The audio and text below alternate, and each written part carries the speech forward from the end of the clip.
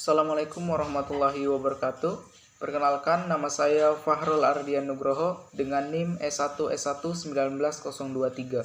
Jadi pada video kali ini saya akan menjelaskan bagaimana proses clustering negara berdasarkan laporan kebahagiaan dunia 2021 menggunakan metode Cummins. Oke, jadi yang pertama di sini adalah dataset. Jadi pada clustering ini menggunakan dataset dari GoalUp Whirlpool yang diambil dari situs kaggle.com. Jadi kolom yang mengikuti skor kebahagiaan itu memperkirakan sejauh mana masing-masing dari 6 faktor, yaitu ekonomi, dukungan sosial, harapan hidup, kebebasan, dan bagaimana tingkat korupsi di negara tersebut. Oke, jadi selanjutnya metode yang digunakan dalam clustering ini yaitu menggunakan metode Cummins. Jadi metode Cummins ini termasuk dalam kategori pengelompokan berbasis centroid. Jadi centroid itu adalah titik data imaginer atau nyata di pusat cluster. Jadi suatu objek itu akan menghitung sedekat mana dengan titik pusat atau centroidnya. Nah, di sini juga ada yang namanya Silhouette score. Jadi Silhouette score ini atau silhouette score ini menghitung seberapa mirip suatu data dengan klasternya. Jadi metode silhouette ini dapat menghitung koefisien silhouette dengan mudah menemukan jarak K yang tepat. Nah, nantinya di sini setelah melakukan clustering menggunakan metode Cummins, jadi akan diuji menggunakan silhouette score. Jadi silhouette score itu akan memperlihatkan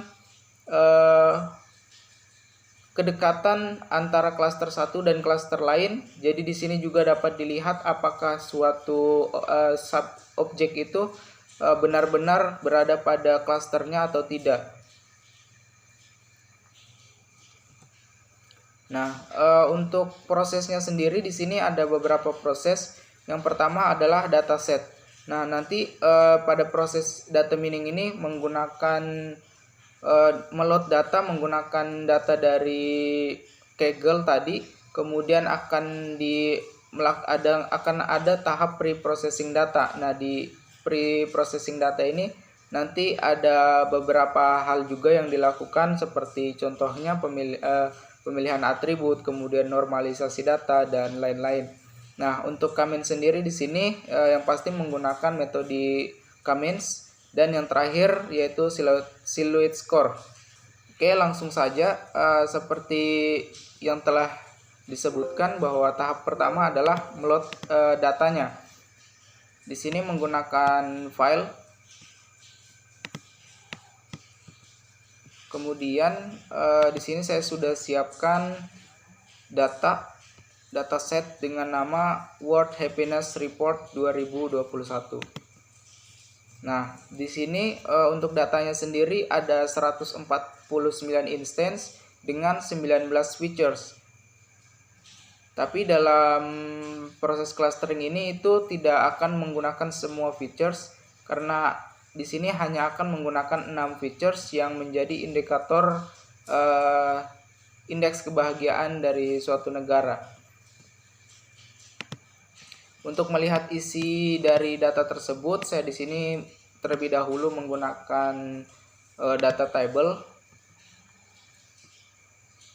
Nah, di sini dapat dilihat bahwa ada 19 atribut dengan total 149 instance.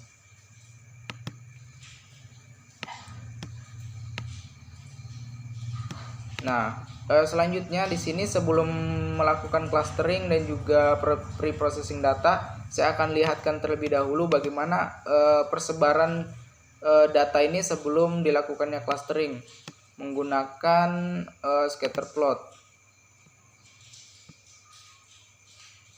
Nah, di sini dapat dilihat bahwa bagaimana hubungan antara ladder score atau GDP per kapita dan GDP per kapita. Nah, di sini belum bisa dilihat klaster-klaster, tapi secara visual terdapat pengelompokan data.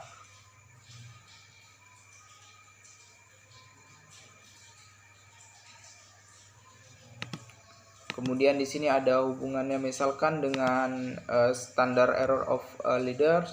Kemudian ada hubungannya dengan logit LDP, tapi di sini masih menggunakan 19 features. Nah, selanjutnya saya akan masuk ke pre-processing data. Saya akan menyeleksi datanya. Jadi karena di sini sebenarnya di sini bisa untuk melakukan seleksi dengan cara mengklik pada role ini kemudian skip. Cuman karena di sini akan banyak data yang tidak akan digunakan, jadi saya menggunakan select column.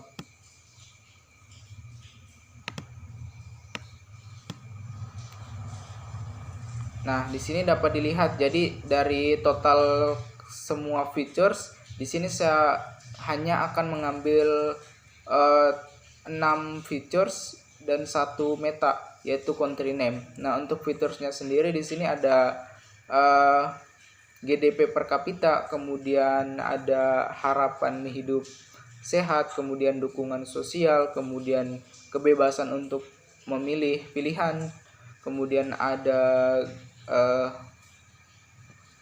generosity atau kedermawanan. Dan yang terakhir ada perception of corruption atau persepsi bagaimana tingkat korupsi di suatu negara.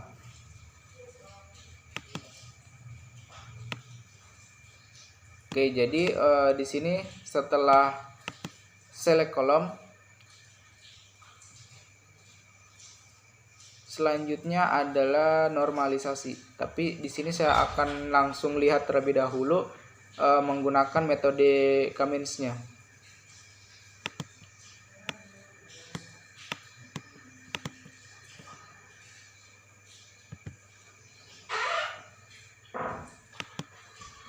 Oke, langsung saja di sini saya lihat persebarannya menggunakan scatter plot.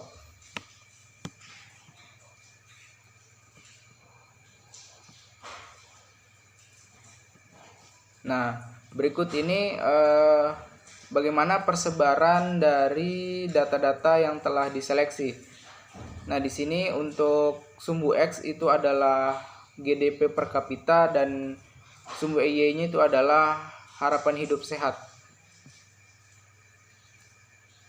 Pertama-tama di sini ada 3 klaster, cuman kita belum bisa dapat menilai apakah klaster ini itu sudah betul atau tidak. Apakah suatu objek itu benar-benar berada pada klasternya atau tidak. Nah, untuk mengetahui itu di sini itu menggunakan yang namanya silhouette score. Jadi silhouette score itu melihat apakah data-data itu sudah benar ada di klasternya atau tidak. Di sini saya tarik dulu, saya menggunakan silhouette plot.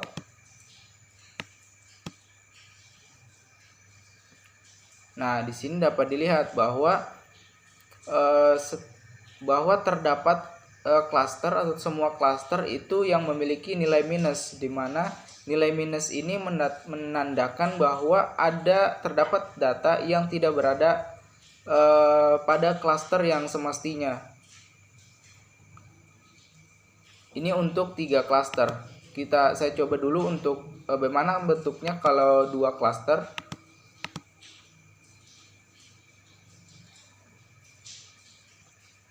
Nah, di sini juga sama juga. Ada nilai minusnya, kemudian di sini datanya juga terlalu besar sehingga masih memungkinkan untuk bisa dibagi untuk ditambah klasternya. Misalkan di sini 4, masih ada nilai minus. Nah, makanya di sini saya lakukan dulu pre-processing dalam bentuk normalisasi sebelum ke clustering Kaminsnya. Jadi saya hapus dulu di sini, kemudian saya tarik dulu pre-processingnya.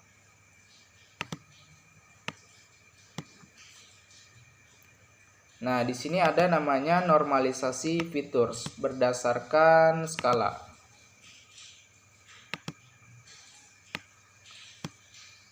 Oke. Nah, setelah saya tarik, nah di sini tetap ada nilai minus, cuman dia sedikit dibandingkan sebelumnya. Ini untuk 4 cluster. Nah, apabila 3 cluster, oke, di sini untuk 3 cluster bisa dibilang cukup baik dibandingkan sebelumnya karena nilai minusnya di sini hanya beberapa. Sehingga kita bisa lihat di scatter plotnya bagaimana hubungan antara GDP per kapita dan healthy life ekspektasinya. Di sini ada 3 cluster, kemudian dibandingkan dengan dukungan sosialnya. Kemudian ada juga freedom to make life choice. Nah, di sini kita dapat lihat persebarannya, ada generosity, ada perception of corruption.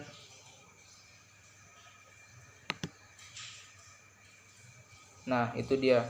Nah, di sini dapat disimpulkan apabila XSY-nya adalah GDP per kapita dengan XSY-nya adalah harapan hidup sehat. Di sini dapat disimpulkan bahwa klaster 1 ini yang berada pada bagian bawah itu angka harapan hidup sehatnya itu rendah dan juga GDP per kapitanya itu rendah, sedangkan klaster 2 atau yang berwarna merah ini itu dia sedang di atas dari klaster pertama, dan yang paling tertinggi itu yang berwarna hijau atau klaster 3, di mana dia GDP per kapitanya tinggi dan juga harapan hidup sehatnya juga tinggi. Nah, begitu juga dengan data-data yang lainnya. Oke, untuk melihat bagaimana persebarannya di sini saya lihatkan juga menggunakan MDS. Nah, di sini dia melihatkan bagaimana posisinya dengan sentroid pusat. Nah, seperti ini. Ini untuk klaster 1, klaster 2, dan klaster 3. Untuk melihat dalam bentuk tabel, di sini saya tarik juga data tabelnya. Nah, seperti yang telah disebutkan sebelumnya bahwa klaster 1 itu adalah negara dengan tingkat kebahagiaan paling rendah, klaster 3 dengan tingkat kebahagiaan paling tinggi diduduki oleh negara Finlandia di klaster 3. Kemudian ada Denmark, Switzerland, dan lain-lain. Nah, mungkin itu saja yang bisa saya sampaikan pada video kali ini. Kurangnya mohon dimaafkan. Assalamualaikum warahmatullahi wabarakatuh.